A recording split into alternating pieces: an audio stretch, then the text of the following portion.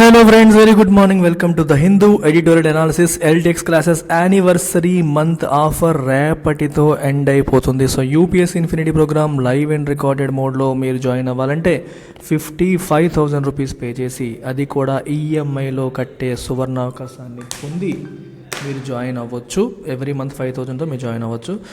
April 1 నుంచి కొత్త batches అనేవి ప్రారంభమవుతున్నాయి. రేపటి వరకు మాత్రమే ఆఫర్ ఉంది. యూపీఎస్సీ ఇన్ఫినిటీలో ఏమొస్తుంది? General studies prelims and mains, CSAT, current affairs, NCERT foundation, prelims test series, mains answer writing, plus complimentary access to group 1 and 2, APPSC, TSPSC, RBI grade B, bank PO clerk, SSC, CGL, RRB, NTPC అన్ని competitive ఎగ్జామ్స్కి classes అన్నీ కూడా మీకు ఫ్రీగా వస్తాయి UPSC infinity programme తీసుకుంటే. అన్నింటిపైన lifetime validity. ఈ నెంబర్కి మీరు కాంటాక్ట్ చేసి జాయిన్ అవ్వవచ్చు. ఆఫ్లైన్ ప్రోగ్రామ్ విశాఖపట్నం, హైదరాబాద్లో మనం రన్ చేస్తున్నాం. దీనిపైన కూడా 10,000 ఆఫ్ అండ్ ఈఎంఐ ఆప్షన్ ఉంది. So 65,000 rupees, 5,000 per month pay చేసి జాయిన్ కావచ్చు.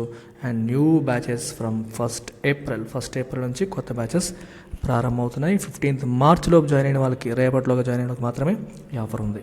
ఈ నెంబర్కి కాంటాక్ట్ చేయండి. You get life time validity. UPSC optionals పైన కూడా స్పెషల్ ఆఫర్ రన్ అవుతుంది. 25,000కి అగైన్ ఈఎంఐ ఆప్షన్ ఉంది. ఇక్కడ కనిపిస్తున్న ఆప్షన్స్ అన్ని మనం అందిస్తున్నాము. కొత్త batches from 1st April. So ఇవాల్టి ఆర్టికల్ ఫ్రజైల్ మొమెంటమ్ అనే టైటిల్తో మనకి కనిపిస్తుంది. సో మొమెంటమ్ అనేది వీక్గా ఉంది, ఫ్రజైల్గా ఉంది, స్ట్రాంగ్గా లేదు. ఏ విషయంలో? ఇండస్ట్రియల్ గ్రోత్ విషయంలో. సో గ్రోత్ అనేది ఉందా అంటే ఉంది. Is it really strong? No, it is not strong enough. So it is weak. అందుకే ఫ్రజైల్ అని చెప్పి రాశారు. So momentum is weak. Industrial output gains in January remain uneven and may not sustain.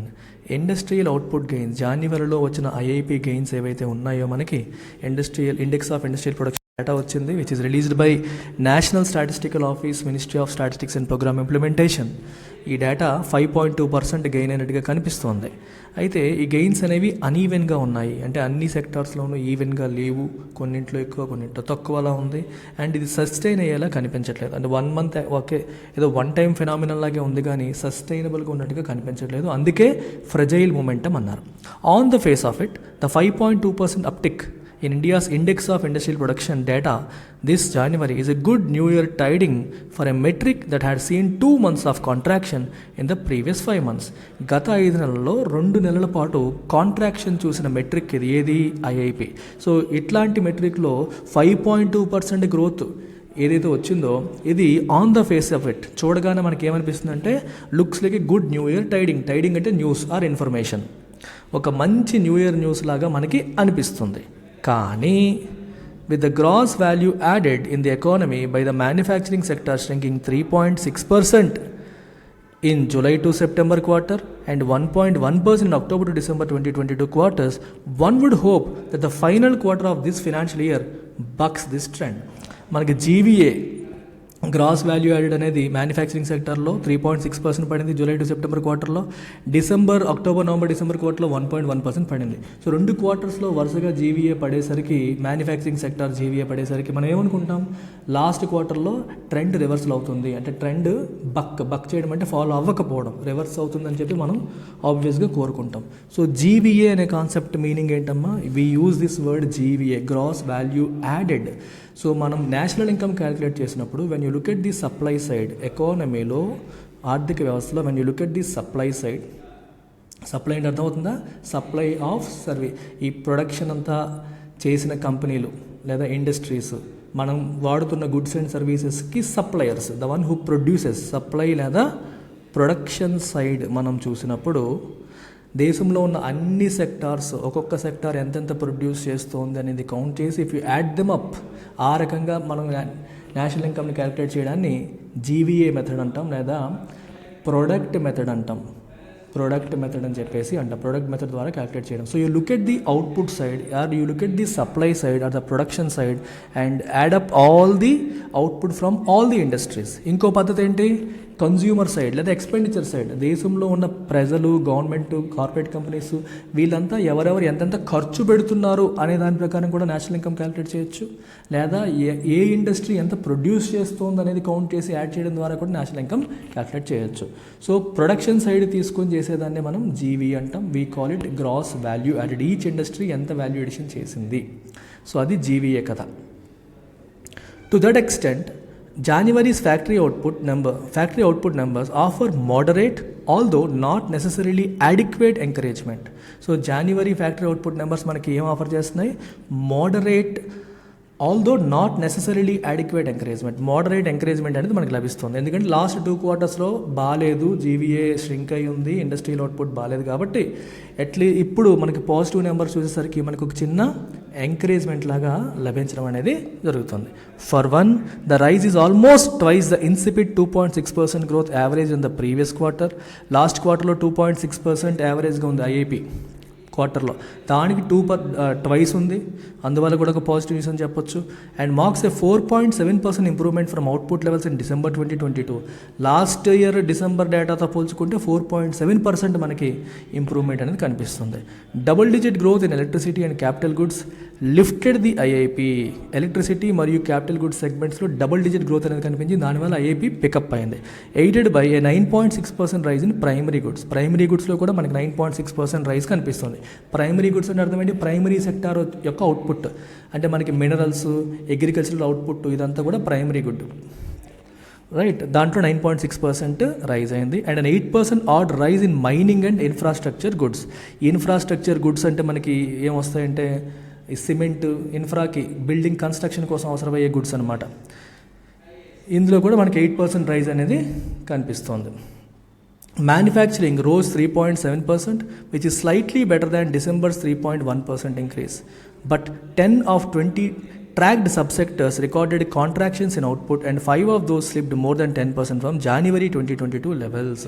So manufacturing 3.7% పెరిగింది. డిసెంబర్లో 3.1%, దానికంటే బెటర్గా ఉంది. కానీ సబ్ సెక్టార్స్ మీరు ఒకసారి ట్రాక్ చేస్తే, అంటే మ్యానుఫ్యాక్చరింగ్ సెక్టార్లో మళ్ళీ సబ్ సెక్టార్స్ ఉంటాయి, 23 సబ్ సెక్టార్స్ ఉంటాయి. దాంట్లో 10 సబ్ సెక్టార్స్లో కాంట్రాక్షన్స్ అనేవి కనిపిస్తున్నాయి. అందులో 5 సబ్ సెక్టార్స్లో 10% పైన కాంట్రాక్షన్స్ అనేవి ఉన్నాయి. Textiles factories pared production by over 11%. Textile factories ఏం చేసే ప్రొడక్షన్ని తగ్గించుకున్నాయి. పేర్ అంటే తగ్గించేసుకోవడం, 11% పైగా తగ్గించేసుకున్నాయి. Woods products fell by 12.6%. Wood products ఏమో 12.6% పడిపోయి. Wearing apparel units slashed output by 22.3%. Apparel units ఏమో అంటే మనం వేసుకునే బట్టలు తయారు చేసే కంపెనీస్ ఏమై ఉన్నాయి, వాళ్ళు కూడా అవుట్పుట్ 22.3% తగ్గించుకున్నాయి.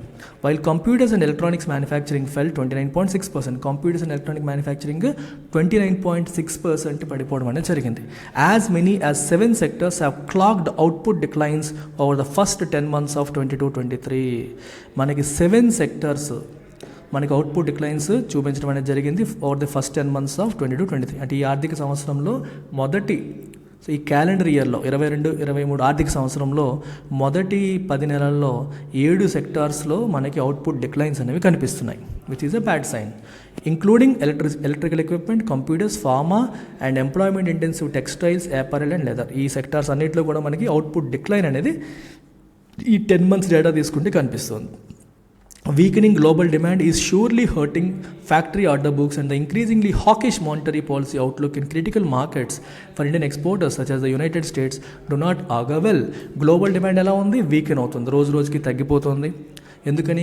ఇంటర్నేషనల్ మార్కెట్లో రిసెషనరీ ట్రెండ్స్ నడుస్తున్నాయి, గ్రోత్ తగ్గుతున్నప్పుడు డిమాండ్ తగ్గుతుంది.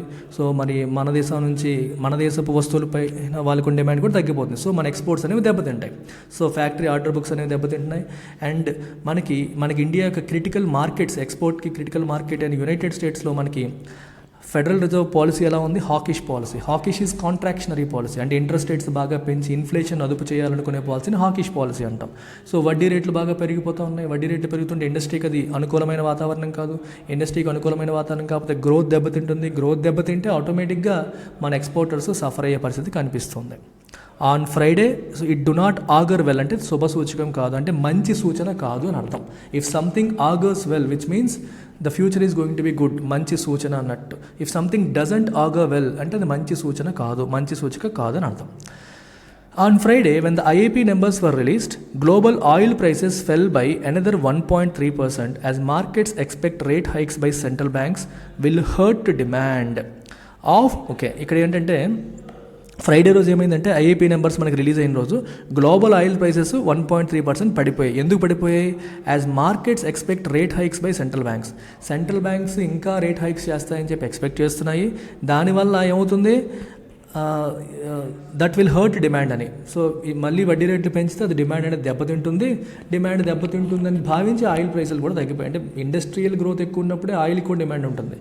సో ఇండస్ట్రియల్ గ్రోత్ తగ్గుతుందంటే ఆయిల్ డిమాండ్ కూడా తగ్గిపోతుంది, ఎక్స్పోర్ట్ ఆర్డర్స్ కూడా తగ్గిపోతాయి.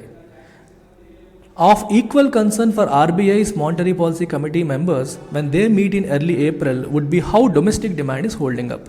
సో ఇది ఇంటర్నేషనల్ డిమాండ్ అయితే బాగాలేదు, ఎక్స్పోర్ట్స్ అయితే దెబ్బతింటాయి, విచ్ ఇస్ ప్రెటీ క్లియర్. అయితే మన ఆర్బీఐ మానిటరీ పాలసీ కమిటీ మెంబర్స్కి కూడా పరిస్థితి ఏంటి అంటే వాళ్ళకి ఇదేంటంటే వీళ్ళు ఏప్రిల్లో కలవబోతున్నారు, మీటింగ్ జరగబోతుంది. ఫిబ్రవరిలో కలిశారు, మళ్ళీ ఏప్రిల్లో ఎవ్రీ 2 monthsకి కలుస్తూ ఉంటారు. సో డొమెస్టిక్ డిమాండ్ ఎలా ఉంది, డొమెస్టిక్ డిమాండ్ నిలబడుతుందా పడిపోతుందా అనేది కూడా ఒక ఈక్వల్ కన్సర్న్ ఇప్పుడు వాళ్ళకి. దాని గురించి ఆలోచించాల్సిన అవసరం వాళ్ళకు ఉంది. 2 MPC members had already flagged concerns about interest rate turning too high for comfort at its ఫిబ్రవరి మీటింగ్లో ఇద్దరు మానిటరీ పాలసీ కమిటీలో మెంబర్స్లో ఇద్దరు ఆల్రెడీ చెప్పారు, ఇంట్రెస్ట్ రేట్స్ బాగా పెరిగిపోతున్నాయి, ఇది గ్రోత్ని దెబ్బతినే స్థాయికి మనం వెళ్ళిపోతున్నాము, మనం ఇంకా తొందరపడిపోయి వడ్డీ రేట్లు పెంచుకుంటూ వెళ్ళడం ఎంతవరకు కరెక్ట్ అని చెప్పి ఇద్దరు monetary policy committee members concerns rise చేయడం అనేది జరిగింది. వాళ్ళలో ఒక ఆయన termed India's growth as extremely fragile అని చెప్పడం కూడా జరిగింది. గ్రోత్ అనేది స్ట్రాంగ్గా లేదు, వీక్గా ఉంది, సస్టైనబుల్లా కాదా చెప్పలేమని కూడా అన్నారు. The signals from consumer goods production numbers in January's IIP are not too enthusing. Consumer good నెంబర్స్లో కూడా మనకి పాజిటివ్ సిగ్నల్స్ అనేవి రావట్లేదు, అంత ఎంతూజియాస్టిక్గా మనకు ఉత్సాహాన్ని ఇచ్చేలాగా ఆ నెంబర్స్ లేవు. While consumer durables output shank sharply year on year for the second consecutive month. Consumer durables output ఏమో ఇయర్ ఆన్ ఇయర్ మనకి ష్రింక్ అయిపోయింది for the second successive month. It was almost 15% below pre Covid levels. అర్థమవుతుందా మీకు? Consumer durables output ఏమో బాగా పడిపోయింది, అంటే pre Covid levels కంటే ఇంకా 15% కింద ఉంది. Non durable consumption items grew 6.2%, the slowest pace in 3 months. Non durable consumption కూడా 6.2% మాత్రమే గ్రో అయ్యింది, అది లాస్ట్ 3 monthsలో slowest pace. With total output this year still below 21-22 levels. 21-22తో పోల్చుకుంటే టోటల్ అవుట్పుట్ నాన్ డ్యూరబుల్ కన్జంప్షన్లో కూడా మనకి తక్కువే ఉంది. చూడండి, కన్జ్యూమర్ డ్యూరబుల్స్ అంటే ఏంటమ్మా, ఎక్కువ కాలం మన్నేవి, టీవీలు, ఫ్రిడ్జ్లు, వాషింగ్ మెషిన్లు ఇట్లాంటివి. కన్జ్యూమర్ నాన్ డ్యూరబుల్స్ అంటే ఫుడ్ ఐటమ్స్, ఇట్లాంటివి తొందరగా కన్జ్యూమ్ అయిపోయే ఐటమ్స్ని మనం నాన్ డ్యూరబుల్స్ అంటాం, అవి consumer durables. A K-shaped recovery may be officially denied, but industry is pointing to a slow rebound in lower income and rural segments. All is still not well. K-shaped recovery వస్తుంది అని చెప్తుంటే officials ఒప్పుకోకపోవచ్చు, కానీ industry ఏమంటుందంటే lower income and rural సెగ్మెంట్స్లో rebound అనేది స్లోగా ఉందని చెప్తోంది. And definitely all is not well, అంతా పర్ఫెక్ట్గా ఉందని చెప్పడానికి లేదు. సో K-shaped recovery ఏంటంటే మనకి ఎకానమీ పడిపోయిన తర్వాత, అంటే రిసెషన్, జీడిపి గ్రోత్ పడిపోయిన తర్వాత కొన్ని సెక్టార్స్ పికప్ అయిపోయి కొన్నేమో పికప్ అయినట్టు అయ్యి మళ్ళీ తగ్గిపోవడం. It looks like something like K కదా, ఇలా మీరు చూసుకుంటే K లాగా కనిపిస్తుంది. సో కొన్ని సెక్టార్స్ ఏమో రికవర్ అయిపోయి, కొన్ని సెక్టార్స్ ఏమో రికవర్ అవ్వలేదు, కొన్ని ఏమో కొంచెం పికప్ అయ్యి ఇంకా అలా ఉండిపోయాయి అనే సందర్భాన్ని మనం K-shaped recovery అంటాం. V-shaped అనుకోండి, ఎలా వచ్చి పికప్ అయిపోవడం, మొత్తం ఎకానమీ ఎలా పడిందో అలాగే పికప్ అయిపోతుందని V-shaped అంటాం. K-shaped అంటే కొంత రికవర్ అవ్వడం, కొంత అవ్వకపోవడం. అండ్ ఇక్కడ ఏం చెప్తున్నారంటే రూరల్ లో ఇన్కమ్ కేటగిరీ, రూరల్ సెగ్మెంట్లో ఇంకా రికవరీ రాలేదు, అర్బన్ కేటగిరీలో మాత్రమే రికవరీ వచ్చింది, అందుకే మనకి రికవరీ అనేది K-shaped లాగే ఉందని చెప్పేసి అంటున్నారు. కానీ గవర్నమెంట్ ఏమో అఫీషియల్గా డినై చేస్తుంది, లేదు మనది V-shaped రికవరీ, మొత్తం అంతా మనం రికవర్ అయిపోయాము అని చెప్పి ప్రభుత్వం చెప్తుంది. సో పరిస్థితి ఇలా ఉందన్నమాట. సో ఎన్సీఆర్టీ ఫౌండేషన్ కోర్స్ పైన మనం ఇస్తున్న 5,000 rupees off and EMI option రేపటితో ముగిసిపోతుంది. UPSC beginners, college students, don't miss this opportunity. పొరపాటును కూడా మిస్ అవ్వకండి, మళ్ళీ రాదు. 10,000 రూపాయలకే మీరు జాయిన్ అయ్యే golden opportunity with lifetime validity. Excellent foundation course అమ్మా ఇది. 6th నుంచి 12th వరకు ఎన్సీఆర్టీ సార్ కవర్డ్ థరోలీ. నెంబర్కి కాల్ చేయొచ్చు, లేదా వెబ్సైట్లో మీరు పే చేయొచ్చు. కోర్స్ పైన లైఫ్ టైం వ్యాలిడిటీ ఉంది. Take care, bye.